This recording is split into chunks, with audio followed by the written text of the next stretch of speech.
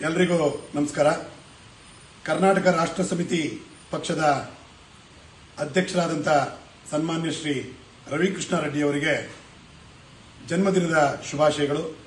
ನಾನು ಎಂ ಪ್ರಕಾಶಮೂರ್ತಿ, ಸದ್ಭಾವನಾ ಪ್ರತಿಷ್ಠಾನದ ಅಧ್ಯಕ್ಷ, ಬೆಂಗಳೂರು ನಗರ ಜಿಲ್ಲಾ ಕನ್ನಡ ಸಾಹಿತ್ಯ ಪರಿಷತ್ತಿನ ಅಧ್ಯಕ್ಷ.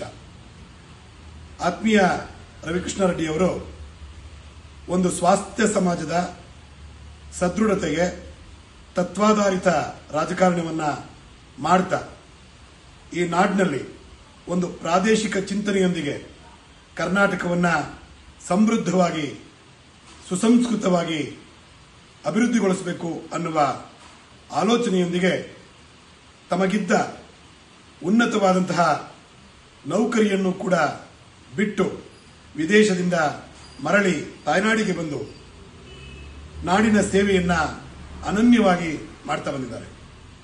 ಸೇವೆ ಅನ್ನುವ ಪದವೇ ಕ್ಲೀಶವಾಗಿರ್ತಕ್ಕಂಥ ಈ ಕಾಲಘಟ್ಟದಲ್ಲಿ ನಾವು ಸಮಾಜವನ್ನು ಕಟ್ಟಲಿಕ್ಕೆ ಕಂಕಣಬದ್ಧರಾಗಿರ್ತಕ್ಕಂಥವರು ಮೊದಲಿಗೆ ಭ್ರಷ್ಟಾಚಾರವನ್ನ, ಸ್ವಜನ ಪಕ್ಷಪಾತವನ್ನ, ಅನಾಚಾರವನ್ನ, ಅನೀತಿಗಳನ್ನ ನಿರ್ನಾಮ ಮಾಡಬೇಕಾಗುತ್ತೆ.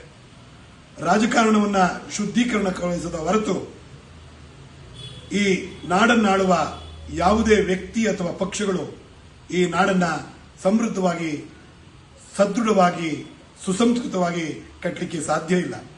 ಆ ಹಿನ್ನೆಲೆ ಒಳಗಡೆ ಕರ್ನಾಟಕ ರಾಷ್ಟ್ರ ಸಮಿತಿ ಪಕ್ಷವನ್ನ ಕಟ್ಟಿಕೊಂಡು ಅನೇಕ KRS ಪಾರ್ಟಿಯ ಸೇನಾನಿಗಳನ್ನ ಒಗ್ಗೂಡಿಸಿಕೊಂಡ ಹಾಗೆ ಈ ನಾಡಿನಲ್ಲಿ ಅಧಿಕಾರಿಗಳ ಮತ್ತು ಕಚೇರಿಗಳ ಎಲ್ಲ ಭ್ರಷ್ಟಾಚಾರಗಳನ್ನು ವಿರೋಧಿಸ್ತಾ ಅವುಗಳ ನಿರ್ಮೂಲನಕ್ಕಾಗಿ ಹೋರಾಟ ಮಾಡಿರ್ತಕ್ಕಂಥ